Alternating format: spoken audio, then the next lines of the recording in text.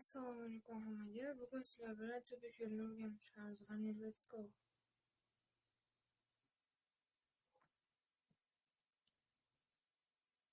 Lesson 1.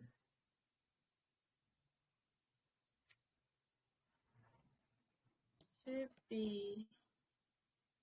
O'zi to be fe'li ingliz tilida eng muhim fe'l.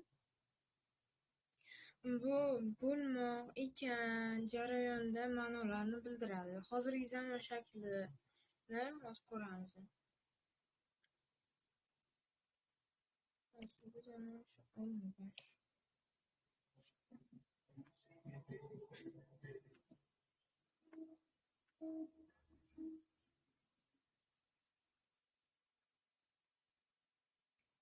subject.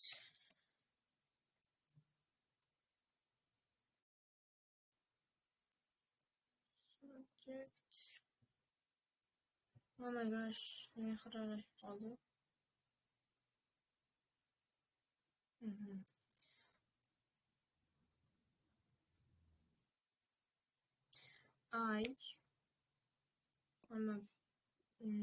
I am bilan keladi. Am.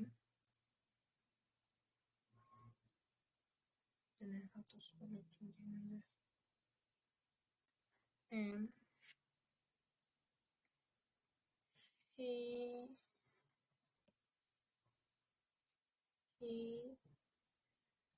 she, it,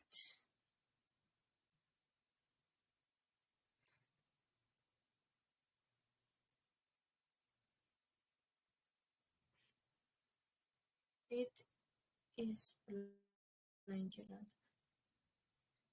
You, we, they are bilan keladi. Oh my gosh. Are bilan keladi. I am bilan, he, she, it is bilan, we, you, we, they are bilan keladi. Misollarni ko'ramiz.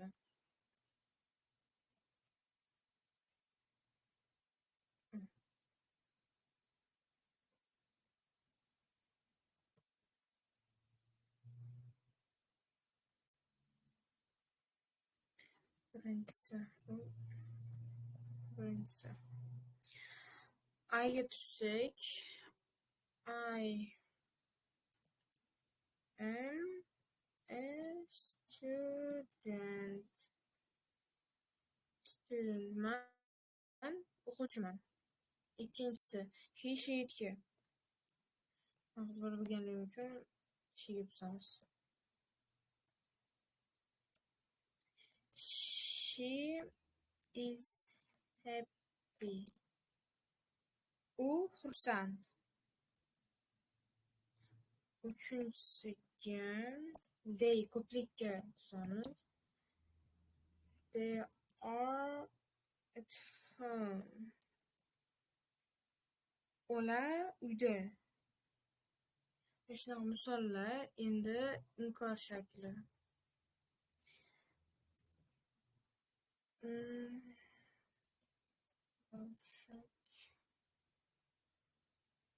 Inkor shakli.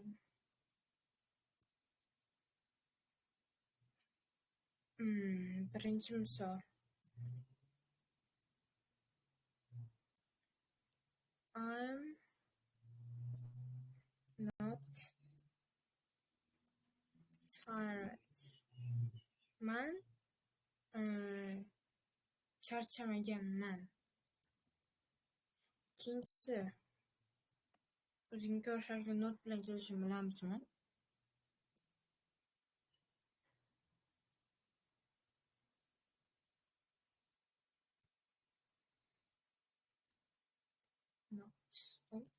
Not.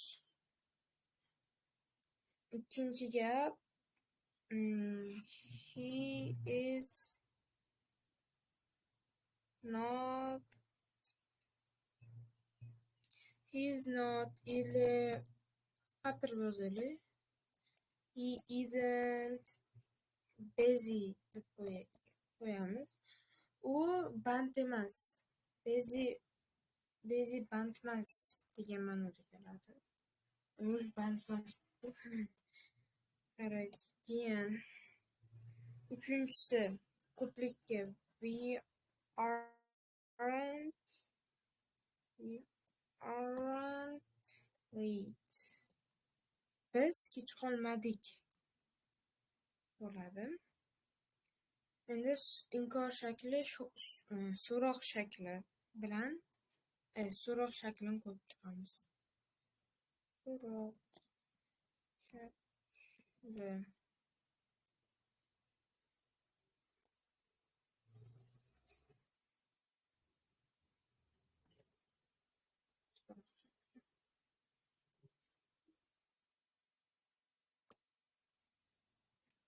Birinchisi.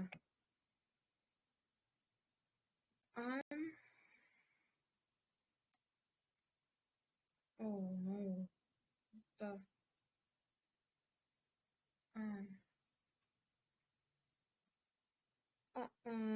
Am I right? Right?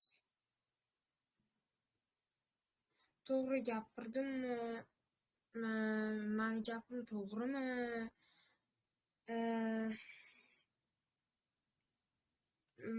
Mani gapim to'g'rimi? Ili men to'g'ri qildimmi deb gapirganimizda kelarkanda. Endi ikkinchisiga she she'lardan tuzamiz. Is she your sister? U sani opang ili singlingmi? deb savol beryapti. Are you no. Are you mad? Are they study or reading?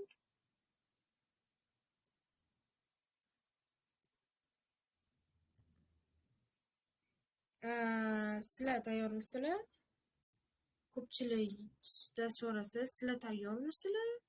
degan savol beryapti.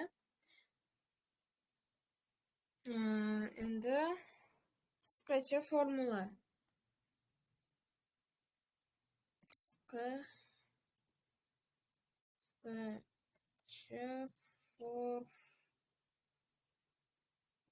Formula. Subject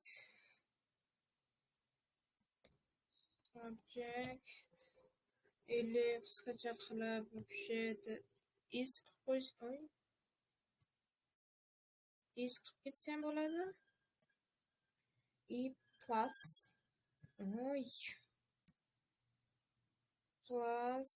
m is r. Oh my gosh. The hell. M is r plus something.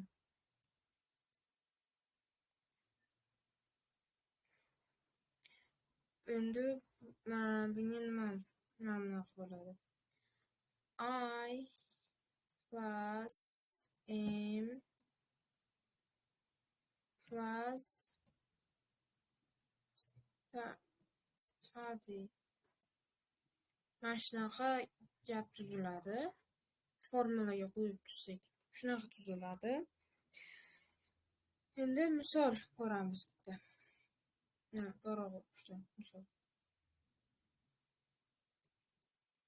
Misol.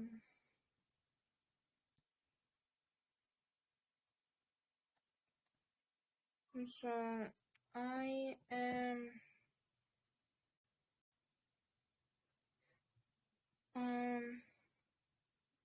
the teacher. Man ustozman, o'qituvchiman. Я учительница.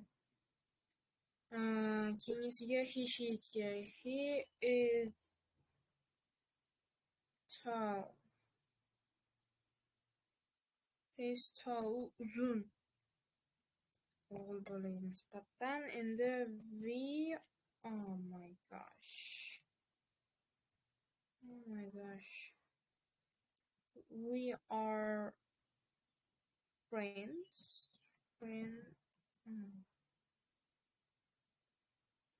Friends. Biz do'stmiz.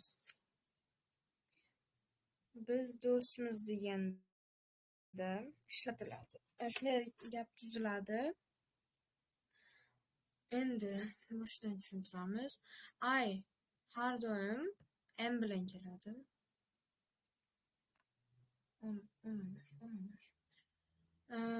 I har doim M bilan keladi. M bilan. He, she, it, to'rog'i is bitta odam yoki bitta narsa bilan ishlatiladi. You are ko'p odam yoki ko'p narsa bo'lsa are ishlatiladi. Odamlarga unaqa shoxdan yozib ketding momentdan. Yozib ketamiz. Odamlar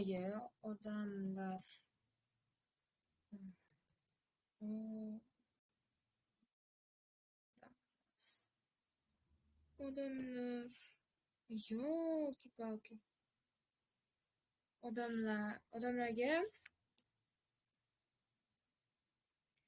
Odamlarga I kiradi. He, she,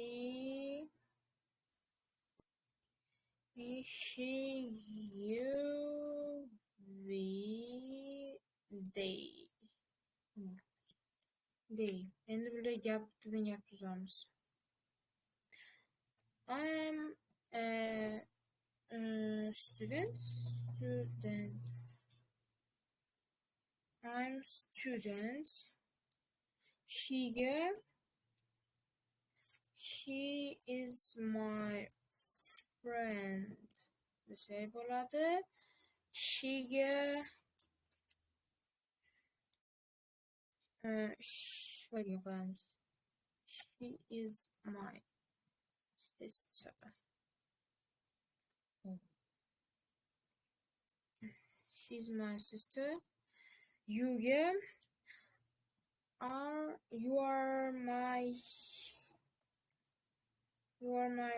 friend.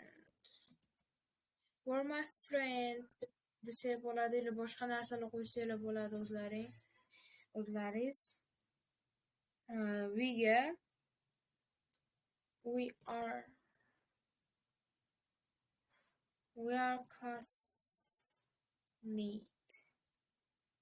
classmates.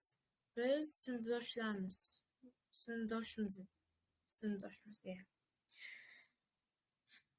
They are article kerak.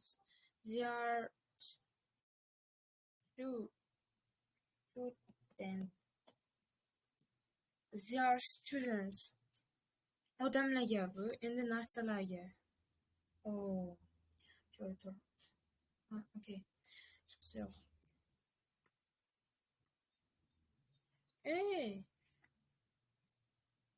Students. Narsalar.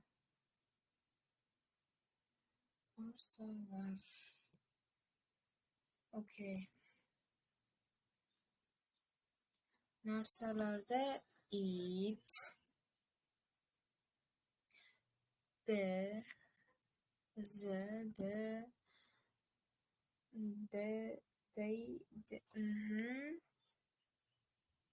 mana shu, lekin o'zi bitta mana shu bo'ladi. It bilan mana shu de. O'sha narsalarga it is a book desa bo'ladi. Bu kitob. Dega the car is new.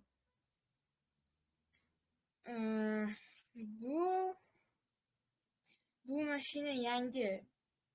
Bitta narsaga aytilyapti bu ham. Aytganimdek, bitta narsa. Bu ham shunaqa.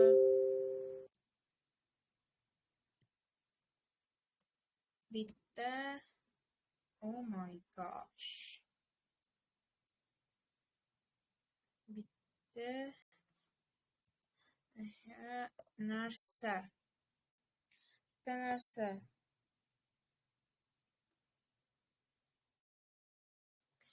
Okey, bo'ldi. Misollar, okey, bitta misolni ko'rib ketaylik. Misol. My brother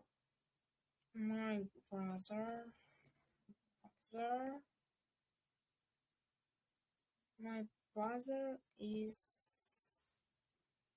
smart. Mani ukam ili akam aqlli desak bo'ladi. Bu odamga nisbatan.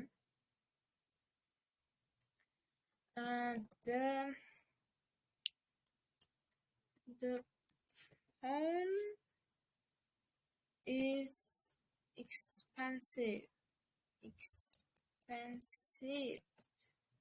Bu telefon qimmat. Okay. Narsa.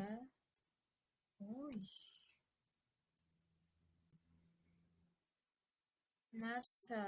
Yeah. What the heck? Narsa. Тут odamga nisbatan odam. Okay. Endi boyaga qoidani eslab qolaylik. Boshidagina. Bitta odam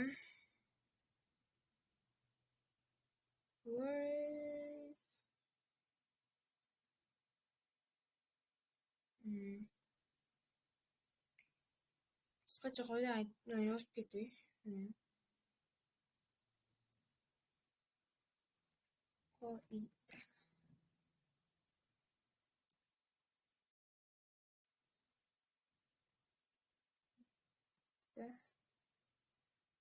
Bitta odam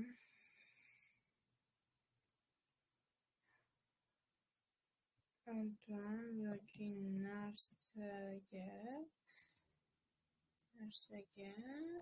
is ishlatiladi. Ili ko'p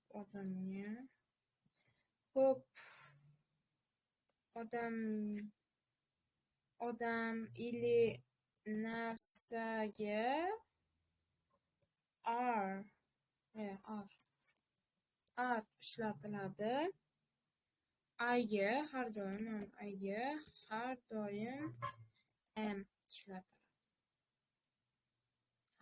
am ishlatiladi. Okay. Qisqacha formula: subject plus am is are plus something or something. Ili something. Lesson 1. Bugungi darsimiz tugadi. Bugun to be fe'lini o'tdik sizlar bilan. To be fe'lini bugun sizlar bilan o'tdik. Okay, bugun sizlar bilan to be fe'lini o'tdik. Formula, so'roq shakli, negativ, inkor, qisqacha formula, misol berdim. Odamlar, narsalarga nimalar qo'yiladi, yana qisqacha misol, foyda bo'ldi. Bugungi darsimiz tugadi. Keyingi darslarimizda sizga have, has or yoki they, this shularni o'tamiz. Okay. Mana darsimiz tugadi. Всем пока. Bye.